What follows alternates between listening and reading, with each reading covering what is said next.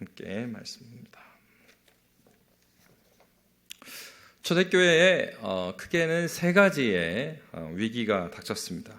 첫 번째로는 하나님께서 성령을 부임받고 거룩한 그 공동체에 그 거룩함을 깨트리는 아나니아와 삽비라의 문제가 있었습니다. 그러니까 이것은 교회의 내적인 거룩함의 부패, 그런 문제였죠.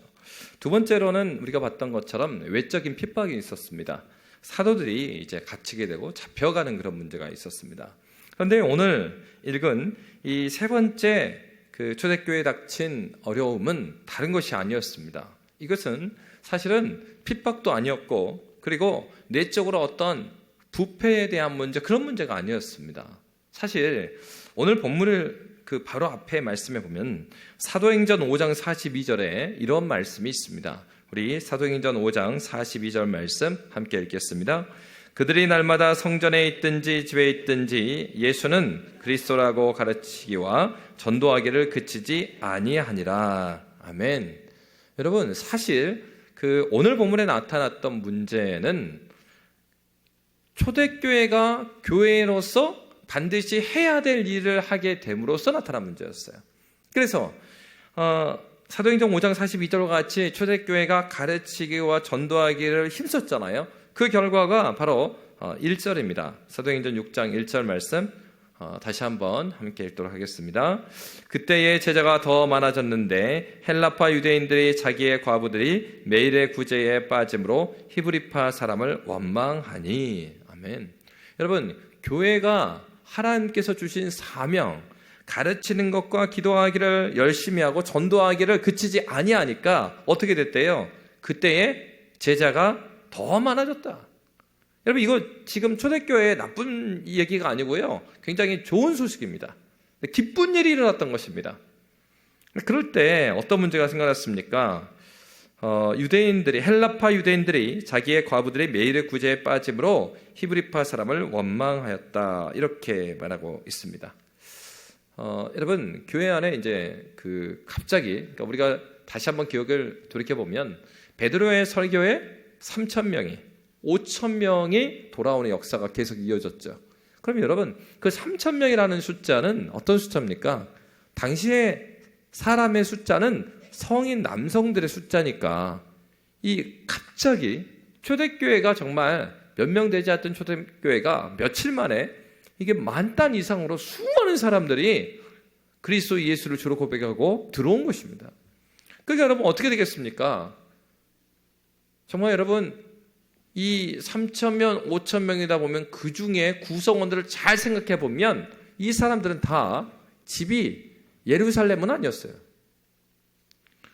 사도행전의 2장의 말씀에 보면은 그곳에 이 성령이 임하여서 그들이 방언을 해 나갈 때 디아스포라 유대인들이 자기 고향의 언어로 들렀다, 이 말이에요.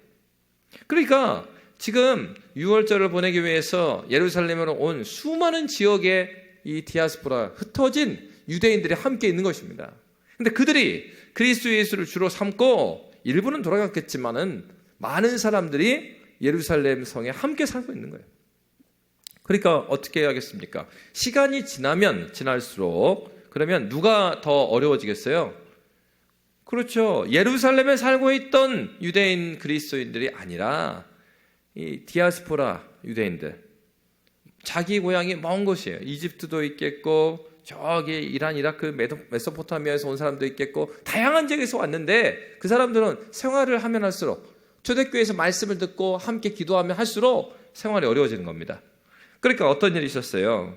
매일 구제에 빠짐으로 이렇게 되어 있죠. 그러니까 율법에 의하면은 과부들, 또 어린 아이들, 이렇게 연약한 자들을 섬기도록 되어 있으니까 이제 교회적으로 그들을 돕습니다. 그런데 바로 당연히 더 어려운 사람들은 누구겠어요? 헬라파 유대인들이죠. 그들이 점점 어려워지니까 헬라파 유대인들이 자기의 과부들의 매일의 구제에 빠짐으로 히브리파 사람을 원망하는 일이 생겨나게 됩니다. 여러분, 어떻게 보면 이 일은 당연히 예견될 수 있고 예측될 수 있는 일입니다. 누군가가 나쁘게 일해서라기보다는 급격하게 교회의 성도들이 많이 불어나면서 나타난 일이에요. 여러분, 사단은 교회를 공격할 때 이렇게 공격하지 않습니다. 물론 아주 비상하고 특별한 시기에 정면으로 그리스도 예수를 부인하게 만드는 그런 불시험을 둘 때가 있습니다. 우리 조국교회도 바로 일제강점기 때 그리고 6.25 때 어떠한 불시험들을 당했습니까? 네가 정말로 예수를 믿는다면은, 네가 살기를 원한다면 네가 믿는 예수를 부인해라. 여러분, 화성에 가면은 제합리교회가 있습니다. 제합리교회는 예수 믿는 사람들, 제합리교회가 이 화성 쪽에 보면은 3.1운동 때에 3.1운동의 중심축이 교인들이 많았습니다.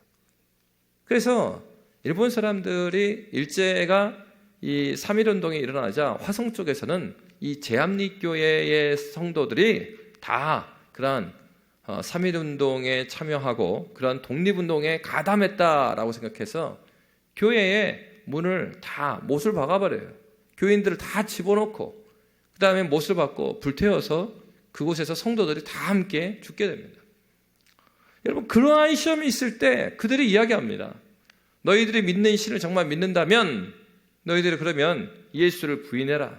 그러면서 예수님의 초상화를 바닥에 놓고 이 밟고 지나가면 살려주고, 그렇지 않고 이렇게 넘어가면 너희들은 다 죽일 것이다.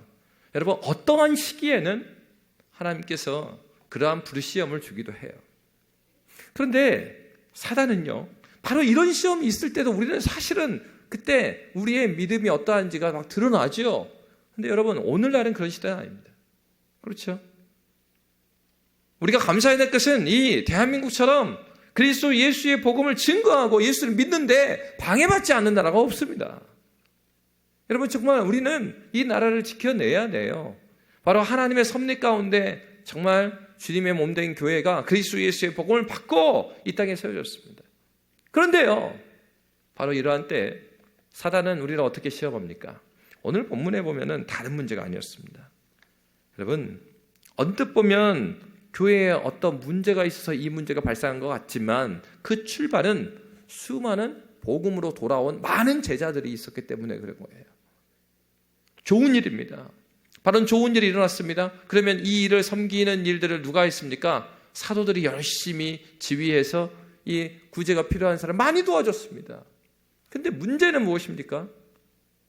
사도들이 그 일을 하는 것이 문제가 아니라 그 일 가운데 사도들이 정말로 집중해야 될 일을 집중하지 못했던 것입니다. 여러분, C.S. 루이스라는 그런 신앙의 선배가 있어요. C.S. 루이스라는 작가는 그가 원래는 무신론자였습니다. 굉장히 뛰어난 석학이었는데 그는 뜻하지 않게 그리스도 예수를 받아들이게 됩니다. 그러면서 그가 자신이 무신론자였기 때문에 무신론자의 입장에서 어떻게 예수 믿는 사람을 사탄이 예수 믿지 못하게 하는가, 이런 입장으로 글을 썼어요. 그 책 이름이 스크루테이프의 편지입니다. 여러분, 이 책은 굉장히 재밌습니다. 스크루테이프의 편지에 보면 삼촌마귀하고 조카마귀가 나와요. 그래서 삼촌마귀가 조카, 이 초보자 마귀죠. 초보자 마귀를 코치해주는 책이에요. 그래서 여러분, 그 책 중에 하나가 네 번째 편지에 보면 이런 내용이 나옵니다. 진지한 기도의 습관이 형성된 것을 막아라. 그렇게 코치를 해주는 거예요. 그래서 내용 중에 보면 이런 내용이 나와요. 진지하게 기도할 마음이 생기지 않도록 막아야 한다. 초심자의 경우라면, 초심자가 이제 막 예수 믿는 사람이에요. 초심자의 경우라면 앵무새처럼 따라 기도하는 것이 무의미하다는 생각을 심어주어라. 그 무슨 말이에요? 처음 기도하고 신앙생활을 하면 기도를 하는데 하나님 듣는 것 같지도 않고, 내가 기도하고 예배 드리고 하는데 무슨 말인지도 모르겠고 이게 무슨 의미가 있겠나, 이런 생각을 자꾸 들게 만들어라는 거예요. 그렇게 어떻게 하려고요? 야, 뭐 예배 참석해서 뭐하냐, 기도해서 뭐하냐, 야, 네가 하는 게 기도 같아? 초신자한테 그 마음을 막 심어주는 거예요. 야, 네 옆에 봐봐, 그 집사님 권사님 기도하는 거 봐봐. 그렇게 기도를 못할 것 같으면 그냥 애초에 하지를 말어. 이렇게 설득하는 거야. 그래서 어떻습니까? 아예 기도를 하지 못하게 한다는 거예요. 좀 더 읽어드리면 이렇게 되어 있습니다. 혹시라도 이 작전이 실패하거든 환자가, 여기서 환자는 그 소설에서 보면은 이 사탄들마다 담당하고 있는 교인들이 있는 거예요. 성도들이. 그 성도들을 환자라고 불러요. 이들이. 이 작전이 실패하거든 환자가 제 마음속만 출창 들여다보면서 자신의 의지로 감정을 만들어 보려고 노력하게 만들어라. 사랑이나 용기나 용서를 구하거든 스스로 그런 느낌들을 지어내도록 부추기거라. 이처럼 제가 원하는 감정을 꾸며내는 데 성공했느냐의 여부에 따라 기도의 성패를 평가하게 만들어라. 이 무슨 말입니까? 자기가 은혜를 안 받았는데 남들이 다 은혜 받다고 그러는 거예요. 예배 끝나고 나서. 자기만 가만히 있기 뭐 하잖아요. 그러니까 할 말을 만들게 막 만드는 거예요. 자기 은혜 안 받았는데 거기서 은혜 받았고, 기도 이렇게 해갖고 이렇게 있었고, 그럼 만들어내라는 거예요. 자기의 있지도 않은 감정은 있는 것처럼. 그래서 어떻게 합니까? 자기 스스로 만족하게 만들어라. 여러분, 이렇게 하면은 어떻게 됩니까? 그리스도인들이 자기가요 기도하고 있다라는 착각에 빠집니다. 주의 예배 나와 있는 것 자체가 내가 예배를 드리고 있다라는 착각에 빠지게 만듭니다. 특세를 하니까 빠지지 않고 나왔으니까 내가 하나님과 지금 교통하고 있다라는 착각에 빠지게 만드는 거예요. 주님이 기준이 하나님께서 인정해 주시는 게 기준이 아니고 내가 만족하는 게 기준이에요. 내가 그래도 내가 생각할 때 나 정도면 괜찮지 않나.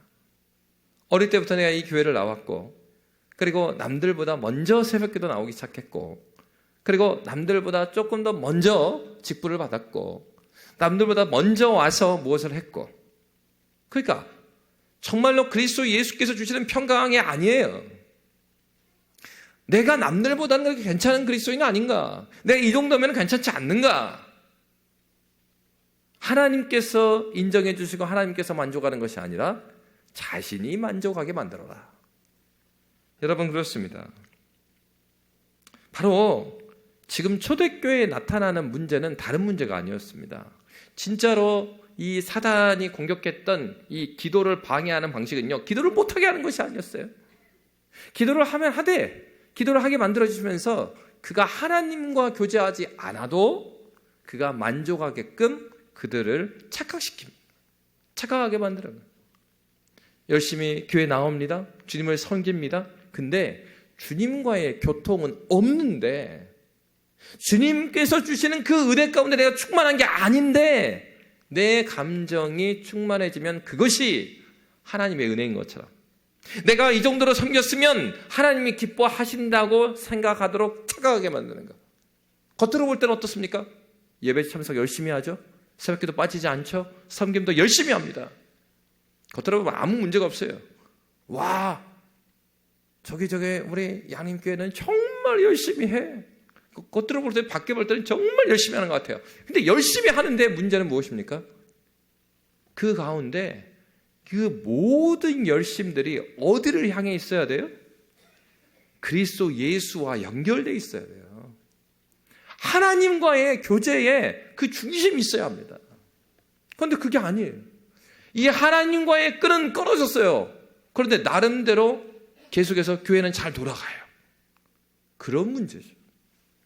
사단의 전략은요, 우리로 하여금 교회를 섬기지 못하게 하는 게 아닙니다.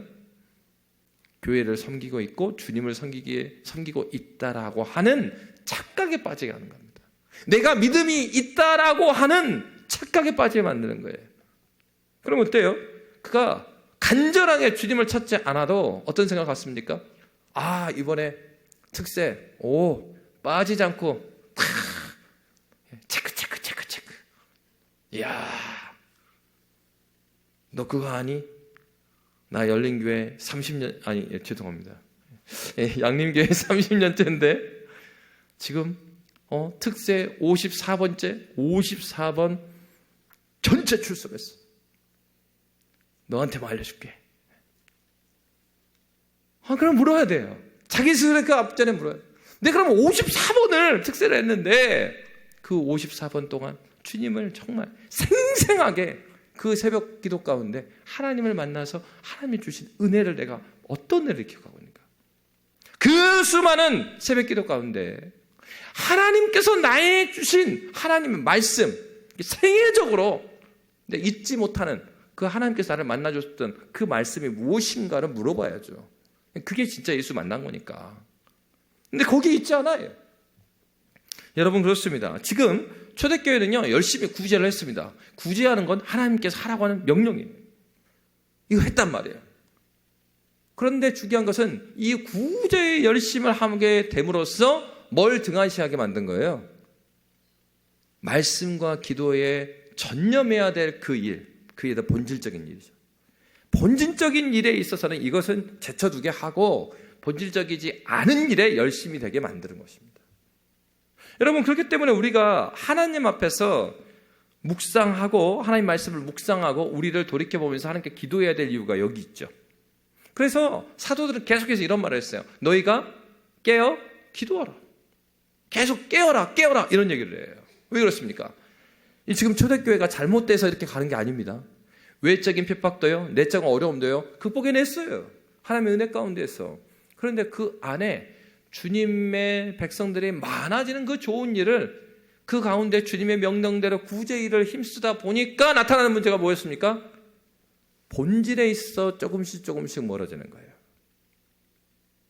그렇기 때문에 여러분, 이거 잘 생각해야 됩니다. 우리가 정말로 하나님께서 원하는 교회다운 교회가 된다는 것은 무엇인가?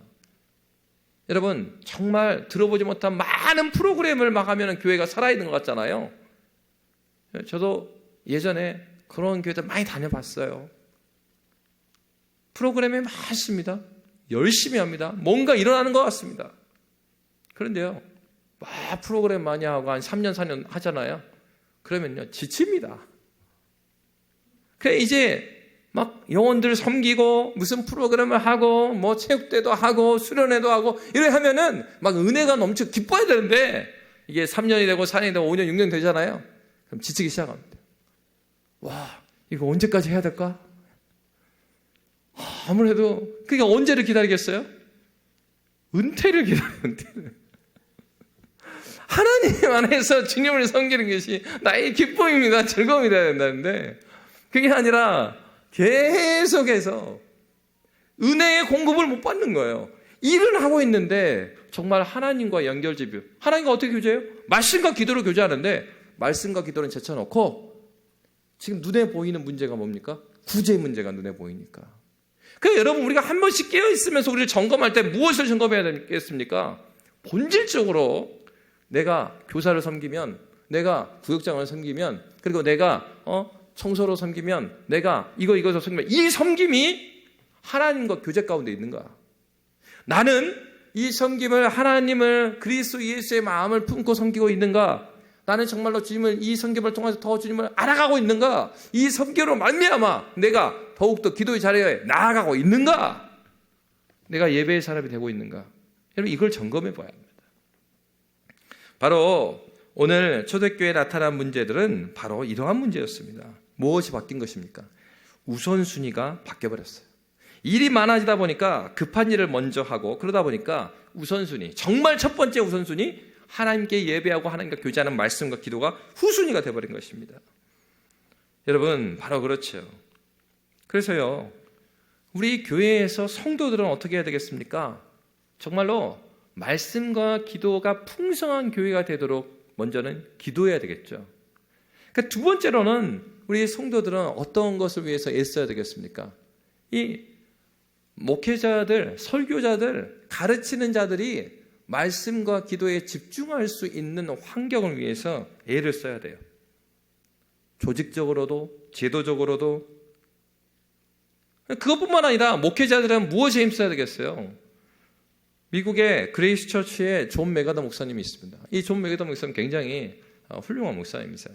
이 목사님은 미국의 방송에 나와서도 불신자들과 그 아나운서와 토론을 하면서 성경이 무엇하고 그리스도 예수 외에는 다른 구원의 길이 없다는 것을 막 토론하는 정말 뛰어난 목사님이세요. 그런데 이 목사님이 목회를 하고 있을 때 그랬다고 해요. 한국에 아주 유명한 목사님이 이 목사님 만나고 싶어가지고 이 교회에 연락을 했습니다. 그래가지고 목사님 면담을 좀 요청하기 원합니다. 내가 저기 한국의 저 멀리에서부터 목사님을 만나기 위해서 여기까지 왔습니다. 근데 그 목사님이 어떤 답변을 줬냐면은 안 됩니다. 저는 지금 성경 연구 중입니다. 오늘은 만날 수 없습니다. 그랬대요. 그럴까요? 존 메가더 목사님은 자신이 목사로서 첫 번째 1순위를 어디에 둬야 되는지 알았어요. 그래서 하나님 말씀을 연구하는 것이 막 책을 좋아해서 그럴 수도 있겠죠. 근데 무엇을 위해서 그가 그렇게 하는 거예요? 주님의 몸된 교회에 하나님의 말씀 풍성하게 증거하려면 그가 말씀과 가까이 대면하고 그 말씀 가운데 깊이 잠길 시간이 필요하잖아요. 여러분, 천재적인 그런 목회자는 없습니다.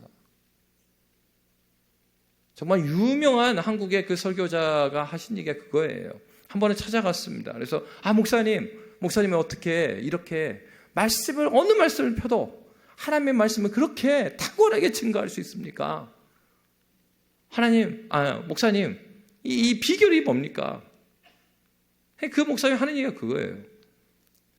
비결은 없습니다. 저도 부목사를 할 때는 몇 번 성도들한테 설교하고 칭찬받으니까 내가 설교를 잘하는 줄 알았습니다. 그분이 정말 설교 잘하신 분이에요. 근데 그분이 하신 얘기가 그래요. 그런데 이게 매일 새벽에 담임 목회를 하니까 매일 새벽에 설교하고 수요 예배 설교하고 그 다음에 주일 1, 2부 예배 설교하고 오후 예배 설교하고 그렇게 되니까 미천이 다 떨어집니다. 그 성도들이 좋아하는 것도 하루 이틀이지 그게 계속 이어지려면 골방에 들어가는 것밖에 없습니다. 신방조차도 1순위는 아니고 내가 하나님 말씀 가운데 몸부림치고 하나님 말씀과 가까이 하면 그러면 하나님께서 써주시는 거지. 어떻게 하나님께서 주시지도 않은 말씀을 내가 그게 막 나올 수 있겠습니까? 그럼 절대적으로 이 사도들에게도 마찬가지고 하나님과 머무는 시간이 필요한 거예요. 그러니까 하물며 우리 그렇지 않겠어요? 우리 마찬가지죠. 우리 성도들도 하나님 말씀대로 살겠습니다. 하나님 말씀대로 살려고 하면 하나님 말씀이 어디 있어야 돼요? 내 마음에 있어야죠. 그럼 여러분 말씀을 여러분 마음에 새기려면은 시간이 얼마나 필요해요? 막 말씀을 딱 피면은 막 암송이 막 됩니까? 외우려고만 해도 잘 안 이어져요, 이 말씀이. 어릴 때는 잘 돼도. 우리는 그렇게 말씀의 천재들이 아니에요. 우리를 말씀에 깊이 담궈야 된다고요. 그러면 새벽에 나와서 기도할 뿐만 아니라 새벽 아침에 시간을 내서 내가 정한 시간을 내서 하나의 말씀에 깊이 들어가야 돼요. 내가 신학생이어서가 아니에요. 주님 말씀을 사랑하니까 이 말씀이 정말 그러한가? 이 말씀이 정말로 그러한가를 말씀 안에서 계속 찾아보고 하나님께 묻고 그리고 하나님 내 삶에 이런 기도 제목이 있는데 이 말씀에 응하면은 내가 어떻게 살아야 되나 물어보세요. 하나님께서 응답해 주십니다. 여러분 이 말씀을 통해서 하나님과 교제하기 시작하면 이 신앙생활이 재밌기 시작해요. 와, 내가 기도했던 말씀을 하나님께서 수요예배를 통하여서 말씀해 주시네. 와, 하나님께서 오후 예배를 통해서 부목사님의 입술을 통해서 답을 주시네. 하나님과 가까이 하는 사람은 이 예배를 통하여서 공동의 기도 시간을 통하여서요 하나님께서 지금 나하고 대화하는 것을 경험합니다. 그게 호흡하고 있는 거예요 지금. 그거죠. 여러분 다른 문제가 아닙니다. 중요한 것은 우리의 이 사역 가운데 섬김 가운데 본질적인 그 중심이 어디 있느냐 하는 거예요. 여러분 이런 문제가 발생하니까 어떤 문제가 발생합니까? 파벌이 생기게 되겠어요. 그래서 헬라파 유대인과 그 다음에 예루살렘에 있는 유대인들의 이 금이 가기 시작합니다. 이들은 어떻게 생각했겠습니까? 교회는 정말 성령의 충만함으로 그들이 하나님의 은혜를 경험했기 때문에 어떤 생각을 하게 돼요? 와, 하나님 나라의 그 완전함과 하나님 나라의 풍성함에 대한 열망이 있었어요. 누구라도 은혜 받은 사람들의 특징은 우리 교회가 완전해지기를 원합니다. 근데 이 자체가요 함정이 될 수 있어요. 그럼에도 불구하고 이 지상의 교회는 완전할 수 있어요? 완전할 수 없습니다. 왜 그렇습니까? 우리들이 완전하지 않기 때문이고, 또한 하나님의 사명대로 교회가 교회다움을 가져갈수록 주님을 믿지 않은 사람들이 이 교회로 들어오기 때문에 그래요. 그러니까 지상의 교회는 완전한 데는 없어요. 그러니까 무엇입니까? 우리가 하나님 나라의 영광을 경험하고 정말 완전함을 추구하는 것, 그걸 하나님께 주신 마음이 맞아요. 그러면 그 완전함을 향하여서 나에게 맡겨준 일을 그렇게 하면 됩니다. 그런데 여기서 위험한 포인트는 그 완전한 하나님 나라를 소망하면서 지체들을 보면서, 지체들의 실수를 보면서 원망과 불평을 하게 돼요. 아, 이 구제가 문제가 있네? 아니, 교회에서 말이야, 일을 하려면 똑바로 해야지. 그런 일이 발생합니다. 아이고, 이 구제, 이 분배를 잘못하고 있네? 여러분, 오늘날 교회에서 그런 일이 종종 있습니다. 사실 교회를 쭉 섬겨나가는 목회자들 같은 경우에는 참 풀타임으로 이렇게 섬기기 때문에 교회에서 사례비를 받고 생활을 해나가요. 그렇지만은 직분자들, 대부분의 직분자들 어떻습니까? 여러분 물어보세요. 장로님들 교회에서 월급 나오나? 처음 교회 나온 친구가 물어봐요. 아, 목사님 진짜 궁금한데 이거 물어봐야 될지 안 물어봐야 될지. 근데 너무나 궁금합니다. 뭐가 궁금합니까? 아니, 나 교회에 딱 나와보니까 뭐 회사에서 장로님, 뭐 집사님 그런 분들은 뭐 주일날이나 뭐 이렇게 예배 있을 때만 나간 줄 알았는데, 가만 보니까 교회를 좀 다녀보니까 뭐 거의 매일 교회를 나오던데요. 아니, 그렇죠. 뭐 장로님 되면 교회 일이 많으니까 많이 나올 수도 있죠. 아, 근데요, 그 질문은 그게 아니고, 장로 정도 되면은 교회에서 한 달에 얼마 정도 받습니까? 아니요. 뭐 돈을 줘서 섬기는 게 아니라 하나님의 은혜 때문에 우리가 모두 주님을 몸된 교회를 섬기는 겁니다. 장로라서 그렇게 하는 게 아니고요. 또 권사라서 그렇게 하는 게 아니고요. 장로, 권사 안 시켜줘도 주님의 몸된 교회이기 때문에. 그러니까 그거 형제 그거 생각해 보세요. 집에서 부모가 애들한테 월급 받아서 애들 막 먹입니까? 아니잖아요. 교회는 그런 것이 아닙니다. 여러분, 그래요. 우리의 섬김들은 이 섬김들 가운데 그리스도 예수의 그 마음에 있는 거죠. 그러다 보니까 어떻습니까? 때로는요, 우리가 이 섬김들 가운데 모두가, 그러니까 뭐 장로님이 됐든 안수집사님, 권사님이 됐든 장원 안에서 섬기고 있는 거예요. 그럼 우리가 이 섬김들 가운데 어떤 마음이 있어야 되겠습니까? 하나님 나라의 그 완전함을 사모하면서, 아, 정말 일을 잘하면 좋죠. 그러나 우리는 연약한 존재여서 다 잘할 수는 없어요. 근데 그럴 때 어떤 마음을 품어야 되겠어요? 야, 그렇지. 정말 앞에서 섬기시는 그 자리 진짜 쉽지 않다. 잘하면 본전이고, 그냥 못하면 욕먹고. 그런 자리입니다. 근데 왜 그럼에도 불구하고 떠나지 않고 그곳에서 은혜를 사모하면서 섬깁니까? 나도 먼저 믿었던 그 믿음의 선배들의 그 섬김 가운데 내가 여기 있기 때문에 그래요. 그리스도 예수께서 자신을 드리지 않았다면 난 여기 있을 수 없고, 그 예수의 길을 따라간 믿음의 선배들 없으면 내가 여기 있을 수 없죠. 여러분, 그냥 우연히 내가 여기 있는 것 같지만 내가 여기 있는 것은 앞서간 믿음의 선배들이 있었기 때문입니다. 그리스도 예수께서 여전히 우리를 위해서 기도하신 것을 멈추지 않았기 때문이고, 성령 하나님의 인도하심을 따라서 그 믿음에 반응한 믿음의 선배들이 있었기 때문에 가능한 것입니다. 교회는 완전할 수 없어요. 이 지상의 교회는 한계를 가지고 있어요. 그러나 하나님께서는 우리에게 그렇게 말씀하셨습니다. 같이 짐을 지라고 하셨습니다. 비판하거나 원망하는 그런 태도로 가라고 하지 않으셨습니다. 여러분, 정말 건강한 교회는 어떤 교회입니까? 제가 대학생 선교회에 대학교 가서 활동을 하면서 깜짝 놀랐던 게 있었습니다. 경영학에서 공부하다 보면 어떤 법칙을 가르쳐주냐면 파레토의 법칙이라는 것이 있어요. 파레토의 법칙이 2대8 법칙입니다. 그러니까 교회를 가든 어떤 조직을 가든 2대8이래요. 예를 들어서 이런 겁니다. 이 돈을 버는 회사에서 수익을 가져오는 사람들은 10명 중에 2명이 그 회사의 80%의 이득을 다 가져온대요. 모두가 그 정도의 그 매출을 하는 게 아니고, 그리고 어떤 조직에서도 보면은 10명이 다 열심히 하는 게 아니라 그 중에서 누가 열심히 해요? 2명이 먼저 열심히 한다. 그래서 여러분, 건강한 교회는 어떤 교회일까요? 이 2대8의 법칙이 깨져버리는 거예요.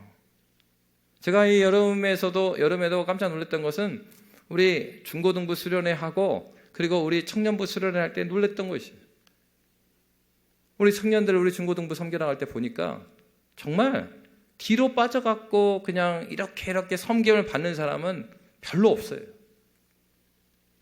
이 청년들이 정말 헌신되게, 그 이대가 볼 때는 50% 이상이에요. 헌신되게 섬기는 거예요. 우리 아이들이, 제가 깜짝 놀라요. 중고등부 수련회하고 자 우리 기도합시다 기도하는데, 나는 그 친구가 학생인 줄 알았는데 나중에 보니까 청년부인 줄 알았어요. 청년부 선생님이니까 기도 시간에 돌아다니면서 저 아이들 위해서 기도해 주는 거다 이렇게 생각했어요. 나중에 보면 그게 아니라 자기가 중고등부야. 근데 선배 일어나가지고 애들 막 찾아가서 막 기도해주는, 기도 못하는 애들 안아주고 기도해주고. 내가 전도사에서 그렇게 하는 것도 아니고요, 내가 교사라서 그런 게 아니라 지체들에 대한 사랑의 마음이 있으니까 어때요? 기도하다가 하나님께서 그 마음을 주시니까 기도하지 못하는 애가 있잖아요, 후배가 있잖아, 찾아가서 기도해주고 막 안아주는 거예요. 제가 대학생 선교회 가서도 깜짝 놀랐던 거는, 아니 멤버십의 절반 이상이 헌신적으로 섬기는 거예요. 여러분, 캠퍼스 선교단체를 생각해 보십시오. 건물도 없습니다. 캠퍼스 선교단체 아이들이 다 학생들이잖아요. 재정도 없습니다. 건물도 없어요. 근데요, 캠퍼스 안에서 놀라운 일들을 행해요. 내가 손님이라고 생각하지 않아요. 나는 뭐 직분도 안 받았는데 내가 아니요. 그리스도 예수께서 나를 부르셨기 때문에 나에게 주신 은혜를 생각할 때 주님을 섬기지 않고 견딜 수가 없어요. 여러분, 건강교회는 어떤 교회입니까? 이러한 일반적인 이 일반 은총 가운데 세상에서 보여지는 그런 법칙들을 깨뜨려가는 공동체. 저기 자리에 있기 때문에 섬기는 게 아니라 하나님의 은혜를 생각하니까 어떤 마음이 들어요? 무의도식할 수가 없는 거예요. 야, 올해도 내가 이렇게 섬기지 않고 있을 수 있을까? 여러분, 해외에 있을 때도 한 교회의 권사님하고 연합회의 모임을 진행하면서 교제를 하게 됐어요. 아니, 권사님 정말 헌신으로 섬겨요. 그래서 아니 권사님, 그 교회는 어떻게 섬겨 나갑니까? 내가 가만 보니까 저랑 왔던 시기가 비슷한데 1년이 지나니까 그분이 구역장하고 있을 때다. 아니, 그러고 나니까 2년이 지나고 3년이 지났는데 그 사람 권사가 되는 거예요. 그래서 아니, 그 교회는 언제 3년밖에 안 되는데 무슨 권사를 해줍니까? 이렇게 물어봤어요. 근데 무슨 얘기를 하냐면은, 주재원들이 많이 나오는 교회다 보니까 한 4년 정도 되면은 계속해서 이 체인지가 돼요. 다시 이제 본국에서 다른 사람을 바꾸고 해요. 그럼 이런데요, 1년 차 때 와갖고는 진짜 섬김만 받는 거예요. 처음에 집을 계약하는 것부터 해갖고 애기 학교 집어넣는 것부터 해가지고 다 이제 교회 지체 도와주는 거예요. 1년 동안에는 막 받아먹어요. 뭣도 모르고 받아먹어요. 2년 차 됐는데 2년 차 때도 계속 받아먹습니다. 근데 3년 차 정도 되면은 양심이 있대, 양심이. 그러면 이제 3년 차 절반 정도 하면은 내년이 마지막 해인데 내가 교회에서 이 정도 받아먹고 아무것도 안 하면 이건 좀 문제가 있는 것 같은데, 이런 마음이 든다는 거예요. 그렇게 됐을 때 딱 목사님이 무슨 일을 시킨대. 그러면은 안 할 수가 없대요. 그래서 4년째 되면은 가는 애인데 뭐 권사든지 안수집사든지 뭐 하라 그러면 하게 된대요. 그거 해가지고 한국 돌아갈 건데 뭐 여기 본교회도 아닌데 왜 받습니까? 그러면 근데 그 안수집사든지 권사든지 받아서 본교회 가서 섬기지 않으면 정말 이 죄인 같은 마음이 든다는 거예요. 그렇죠. 정말로 주님을 섬겨나가고 주님의 교회를 섬겨나간다는 것은 그 하나님의 사랑 때문에요. 가만히 있을 수가 없어요. 무의도식할 수가 없어요. 주님께서 주신 은혜가 얼만데 내가 이 자리에 그냥 이렇게 있을 것인가? 다만 하나도 목사님 내년에는 2층에 있는 남자 화장실 첫 번째 소변기는 제 겁니다. 저에게 주십시오. 우리 가정이 책임집니다. 거기다 이름 붙여놓는 거죠. 조성룡이. 주님의 몸된 교회에 하나님의 은혜를 받았다면 우리가 가만히 있을 수 없어요. 여러분, 우리가 가만히 있으면 성경에 뭐라고 그랬어요? 저 돌들이 외치게 하겠다고 그랬어요. 하나님의 은혜는 우리가 생각하는 것처럼 그렇게 아무것도 아닌 것이 아니죠. 여러분, 이렇게 교회 안에 이런 일이 일어나지 않았을 때, 원망과 시비가 있었을 때, 그러면 사도들이 이 문제를 어떻게 풀었습니까? 여러분, 우리가 말씀을 보기 원합니다. 오늘 말씀에 보면은 2절에 이렇게 되어 있어요. 우리 2절 말씀 함께 읽도록 하겠습니다. 12사도가 모든 제자를 불러 이르되 우리가 하나님의 말씀을 제쳐놓고 접대를 일삼는 것이 마땅하지 아니하니. 여러분, 첫 번째로 사도들은 문제의 원인을 누구에서 찾았습니까? 자신들에게서 찾았습니다. 이렇게 하지 않았어요. 야, 이거는 헬라파 유대인들이 정확히 말해주지. 우리가 안 했으면 다 줬을 텐데. 너희들만 안 했으니까 너희들 책임이야. 이렇게 하지 않아요. 구제 책임진 사람들 문제가 있다. 이게 아니에요. 사도들은 먼저 자신들이 잘못했다 이렇게 말합니다. 그러면서 어떻게 했습니까? 자신들의 부족함을 인정합니다. 그리고 그 문제의 원인이 됐던 자신들이 이 일들에 집중하고 있었다는 것을 그들과 함께 공유하고 있어요. 문제가 있는 것에 있어서 자기의 문제를 삼고 그것을 함께 나누고 있습니다. 그럼 두 번째로 중요한 것은 바로 그렇게 했을 때 누가 잘못됐다 잘못됐어는 뽑아내는 방식이 아니에요. 이 문제의 대안이 무엇인지로 가요. 그래서 사람을 세웁니다. 왜요? 교회가 무엇인지 그들은 알았기 때문에 그래요. 교회의 교회됨은 하나님의 말씀이 이 땅 가운데 편만하게 증거되고 선포되는 것이에요. 그 일을 위해서 무엇을 해야 될까를 생각하는 것이지 구제 자체의 문제 깊이 빠져들어가지 않았어요. 그래서 어떻게 했습니까? 이 일들을 담당할 사람을 세웁니다. 우리 3절과 4절 말씀 함께 읽도록 하겠습니다. 형제들아, 너희 가운데서 성령과 지혜가 충만하여 칭찬받는 사람 7을 택하라. 우리가 이 일을 그들에게 맡기고 우리는 오로지 기도하는 일과 말씀 사역에 힘쓰리라 하니. 아멘. 여러분, 사람을 세우는 방식을 사용하고 있습니다. 그런데 여러분, 오늘 본문에 보면 사도들이 사람을 세웠는데 굉장히 독특합니다. 왜냐하면 5절 말씀 함께 읽을까요? 5절 말씀 함께 있습니다. 온 무리가 이 말을 기뻐하며 믿음과 성령에 충만한 사람 스데반과 또 빌립과 브로고로와 니가노로와 디몬과 바메나와 유대교에 입교했던 안디옥 사람 니골라를 택하여 사도들 앞에 세우니 사도들이 기도하고 그들에게 안수하니라. 아멘. 여러분, 처음으로 7 집사의 이름을 성경은 증거합니다. 그런데 여러분, 이 7 집사의 이름들이요, 독특한 것은 이 히브리 이름이 아니에요. 이 이름들이 다 어떤 사람들이냐면 헬라파 유대인들에서 다 집사를 세웁니다.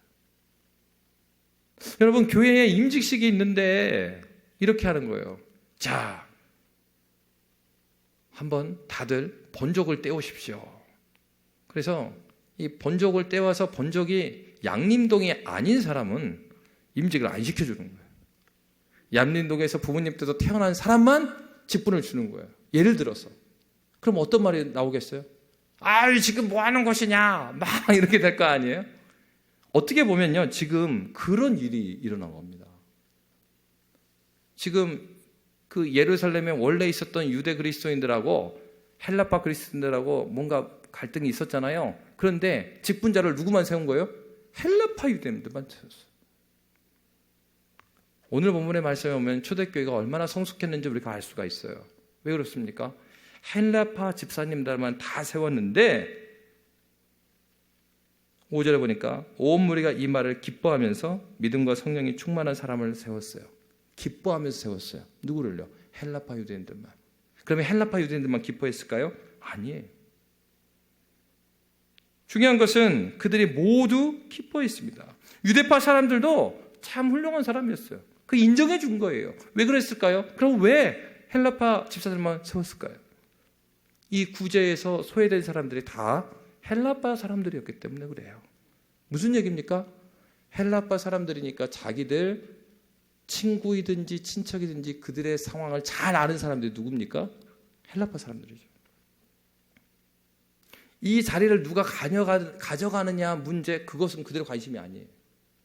내가 집사가 되느냐 마느냐, 그게 관심의 중심에 있지 않아요. 지금 그들의 관심은 어디 있습니까? 교회가 하나님의 말씀과 기도에 충실할 수 있는 데 관심이 있는 거예요. 그러니까 누가 집사가 되고 뭐 하든 그게 중요한 게 아니라 정말로 우리가 말씀과 기도에 집중할 수 있다면, 그러면 그 문제를 잘 풀어야 되지 않겠냐. 그럼 그 문제를 잘 풀려면 누가 세워져야 돼요? 그 헬라파 사람들을 잘 아는, 헬라파 과부들을 잘 아는 헬라파 사람들이 세워져야 돼요. 헬라파 사람들을 다 세웠고 유대파 사람들은 그것을 잘 받아들였습니다. 여러분 그렇죠? 그들의 관심은 어디 있었습니까? 네가 옳고 내가 옳고 여기에 있지 않아요. 그 직분을 네가 가져가고 내가 가지고 여기에 있지 않아요. 그들의 관심은 참다운 교회예요. 주님께서 말씀하신 말씀과 기도에 충만한 교회예요. 그들이 사모하는 것은 무엇이에요? 하나님의 은혜를 사모하고 있습니다. 여러분 그렇죠? 우리가 주님의 몸된 교회를 성결할 때 우리가 간절히 바라야 되는 것은 다른 것이 아닙니다. 질서와 제도는 무엇을 위해서 있는 것입니까? 성령 하나님의 은혜를 충만히 입기 위해서 질서와 제도가 존재하는 것입니다. 우리 실수하는 건 뭐냐면은 하나님의 역사까지도 이 질서와 제도 가운데 집어넣으려고 그래요. 질서와 제도가 성경은 아닙니다. 성경을 통해서 우리는 주님을 만나야 합니다. 본질이 무엇인가? 교회는 무엇인가? 교회는 무엇으로 교회되는가? 예수 그리스도는 베드로의 고백을 통해서 말씀하셨죠. 이 고백을, 이 터 위에 뭘 세우겠다고요? 교회를 세우겠다고. 그리스도 예수를 바로 아는 것이, 그리스도 예수를 바로 고백하는 것이 교회의 기초가 되는 것입니다. 우리가 집중해야 될 것은 무엇이겠습니까? 다른 것이 아니고 정말 우리 교회가 하나님의 말씀과 기도에 충실하게 그 터전을 가지고 있는가? 우리의 섬김들은 정말로 그리스도 예수를 바로 고백하기에 맞게 세워져 가고 있는가? 그들의 관심은 하나님의 영광이고 하나님의 은혜였습니다. 그렇게 그들은 다투지 않았어요. 바로 이 문제를 아주 아름답게 해결하고 있습니다. 빌립보서 2장 3절은 이렇게 말하고 있습니다. 함께 읽겠습니다. 아무 일에든지 다툼이나 허용으로 하지 말고 오직 겸손한 마음으로 각각 자기보다 남을 낮게 여기고. 우리 모두에게 하나님께서 허락하신 성령이 계시기에 그들은 누구에게 책임지고 가는 식의 문제 해결을 한 것이 아니고 정말로 서로에게 주신 하나님의 지혜를 따라 교회가 기도와 말씀의 원래 자리로 돌아갈 수 있도록 하였습니다. 교회가 교회되고 어떤 문제를 치료하는 방식은 인간적인 어떠한 조직이나 여러 가지 방법으로 해결되는 문제가 아니고 그것이 필요 없다는 얘기 아니에요. 그거 필요합니다. 조직도 필요하고요, 제도도 필요하고요, 방법도 필요합니다. 그러나 그 모든 것들은 어디에 이바지해야 됩니까? 하나님을 예배하고 기도와 말씀을 온전히 사모하는 데 이바지가 돼야 되는 것입니다. 여러분 그렇습니다. 문제 자체에 함몰되어 버리면 우리가 왜 모여 있는지를 잊어버리게 되는 거예요. 교회는 세상과 다릅니다. 배운 바 진리의 말씀대로 우리가 순종해 갈 때 주께서 그 교회에 풍성한 은혜를 허락하여 주십니다. 오늘도 주님은 우리를 누구로 부르셨습니까? 교회로 부르셨습니다. 세상에 어떠한 사람으로 부른 게 아니라 나를 교회로 부르셨어요. 내가 거룩하니 너희도 거룩하라. 주님이 원하시는 것은 말씀과 기도로 거룩하여 지니라. 말씀과 기도로 우리가 주님을 닮아 거룩하기를 지금도 원하고 계십니다. 저와 여러분이 그 그리스도 예수의 마음 가운데 나아가는 주님의 귀한 백성들 되시기를 주의 이름으로 축원합니다.